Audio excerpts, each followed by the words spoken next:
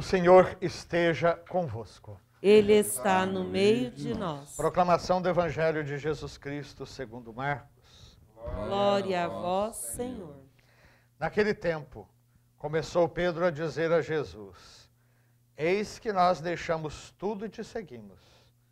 Respondeu Jesus: Em verdade vos digo, quem tiver deixado casa, irmãos, irmãs, mãe, pai, filhos, campos, por causa de mim e do Evangelho, receberá 100 vezes mais agora, durante esta vida, casa, irmãos, irmãs, mães, filhos e campos, com perseguições, e no mundo futuro a vida eterna. Muitos que agora são os primeiros serão os últimos, e muitos que agora são os últimos serão os primeiros. Palavra da salvação. Glória a vós, Senhor. Meus caros irmãos e irmãs, existe na Sagrada Escritura um conjunto de livros chamados sapienciais.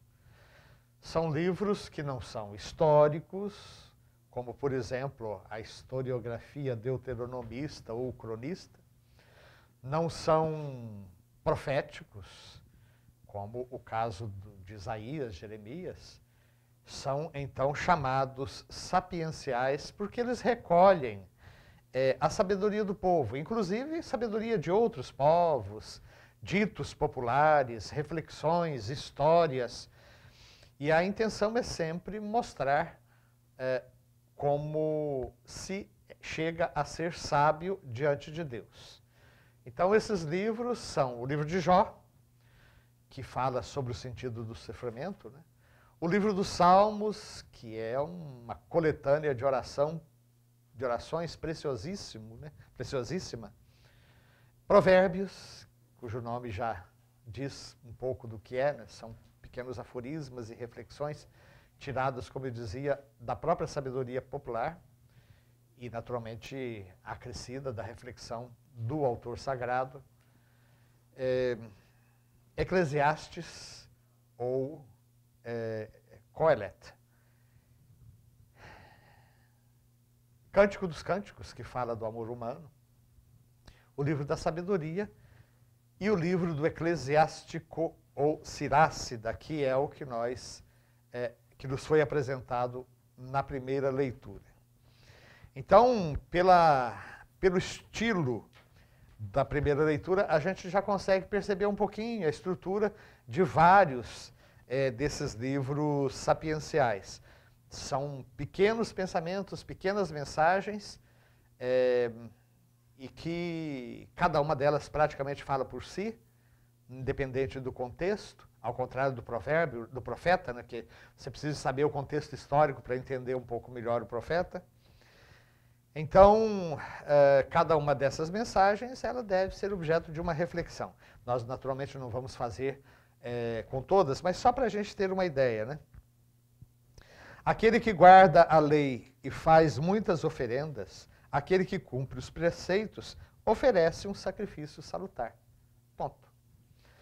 Então, cumprir a lei de Deus, cumprir os mandamentos, cumprir e fazer as próprias oferendas, já é a realização de um sacrifício. Aquele que mostra agradecimento, oferece flor de farinha, e o que pratica a beneficência, oferece um sacrifício de louvor. Então, o simples fato de sermos gratos, de sermos agradecidos, ou o simples fato de praticar o bem ao próximo, já é um sacrifício de louvor. Então, percebem, são uma série de reflexões, às vezes também de mandamentos, né? Digamos, como por exemplo, honra o Senhor com coração generoso e não regateis as primícias que apresentares. Havia no Antigo Testamento o preceito sempre de oferecer a Deus as primícias da plantação, os primeiros frutos da plantação, os primeiros frutos do rebanho. O que o autor está dizendo, honra o Senhor de coração generoso e não fica ali regateando na hora de você trazer as primícias como oferendas. Então, eu espero que com esse breve voo a gente tenha uma noção. É claro que nem todos os livros sapienciais são assim. O livro de Jó é uma história de um justo sofredor e a busca do sentido do sofrimento. Os salmos, como eu já disse, são coletâneas de orações. Mas aqui nós temos um tipo bastante claro de sabedoria bíblica. E vejam que coisa interessante, a sabedoria na Bíblia não é a mesma sabedoria grega, porque a sabedoria grega tinha mais a ver com o intelecto, né, com a contemplação da verdade, enquanto que a sabedoria na Bíblia é mais prática. Por exemplo, o artesão é um sábio, aquele que consegue trabalhar com metal, com ouro, fazendo obras bonitas, é um sábio. Então, é uma sabedoria muito prática, né? Então, a oblação do justo é aceitável, a sua memória não cairá no esquecimento, né? Faze todas as tuas oferendas com semblante sereno e com alegria consagra o teu dízimo. Então, vejam, é uma sabedoria prática. Quanto ao Evangelho, eu costumo dizer que Jesus não engana os seus seguidores.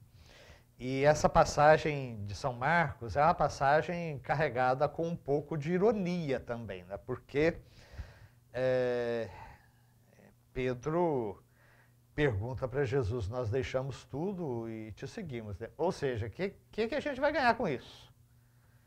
E aí a resposta de Jesus é muito clara, né? Eu vos digo, em verdade eu vos digo que quem tiver deixado casa, irmãos, mães, irmãs, mãe, pai, filhos, campos por causa de mim e do Evangelho, receberá 100 vezes mais agora, durante esta vida. Mas ele não escondeu a outra parte dessa realidade, com perseguições. De fato, os ministros de Deus e todos aqueles que se dispõem a deixar tudo por causa do Evangelho, sabem muito bem como nós somos agraciados com centenas, milhares de amigos novos que não conhecíamos, pessoas que se tornam nossos filhos espirituais, pessoas que nos adotam como filhos na oração e nos ajudam quando precisamos. Realmente recebemos 100 vezes mais já durante essa vida. Por outro lado, claro que a vida da igreja ela é recheada, salpicada com sangue de mártires e de pessoas que efetivamente deram a sua vida. Mas Jesus, em várias ocasiões, já tinha alertado os seus discípulos de que seria assim. Mas no final, a vitória será nossa.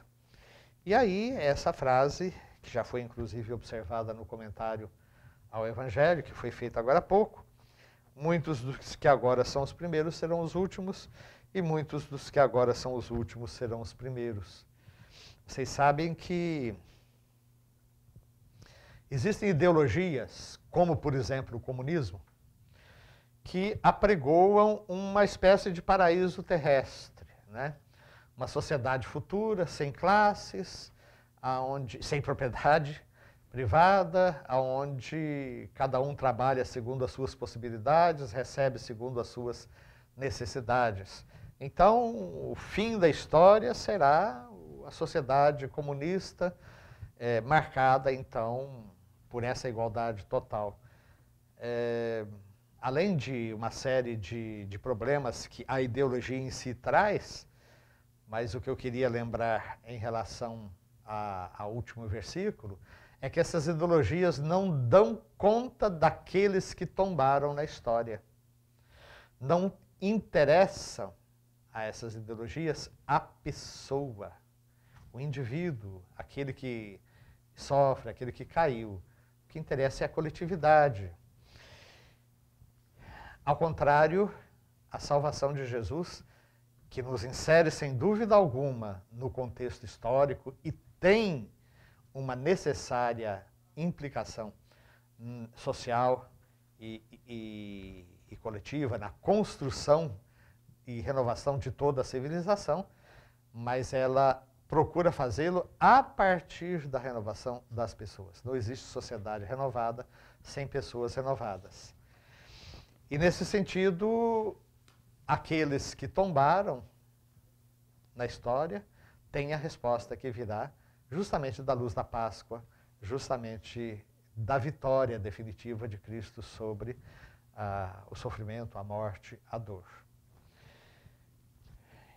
E muitas vezes a gente se pergunta, né, por que é que tem tanta gente boa que vive na pior, sofrendo, se lascando, enquanto que tem muito bandido que ascende na escada social e se torna extremamente poderoso, manda-chuva, dignatários, autoridades.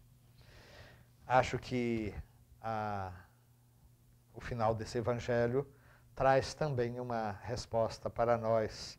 Muitos que agora são os primeiros serão os últimos, e muitos que agora são os últimos serão os primeiros. E isso vale também para nós, que não somos ou não nos consideramos pessoas do mal, mas que muitas vezes queremos os primeiros lugares, queremos ser reconhecidos. E tem certas pessoas que trabalham na igreja que, se o padre se esquece de agradecer, desiste, fecha a cara, não volto mais, o padre é um mal agradecido, é ingrato. Quer dizer, no fundo, são pessoas que, se não se sentem reconhecidas e valorizadas diante dos outros, não se dão por satisfeitas.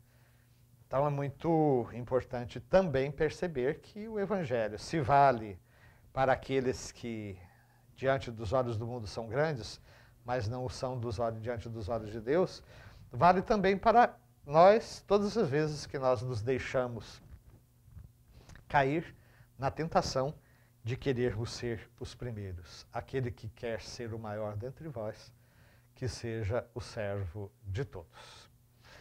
Então vamos pedir ao nosso bom Deus que nós tenhamos a generosidade, como dizia a primeira leitura, né, de apresentar as nossas oferendas com toda a abundância, do melhor que nós temos, né? E lembrar, inclusive, de um conselho muito sério que a primeira leitura nos traz, né? Dá a Deus segundo a doação que Ele te fez, e com a generosidade conforme as tuas posses, porque Ele é um Deus retribuidor e te recompensará 7 vezes mais. Jesus diz que é 100 vezes mais. E uma frase, com isso a gente termina, muito séria: não tentes corromper a Deus com presentes, porque Ele não os aceita. Não confies em sacrifício injusto, porque o Senhor é um juiz que não faz discriminação de pessoas. Que nós possamos também conhecer um pouco mais da literatura sapiencial da Sagrada Escritura. Vamos, com esses pensamentos, apresentar a Deus as nossas preces.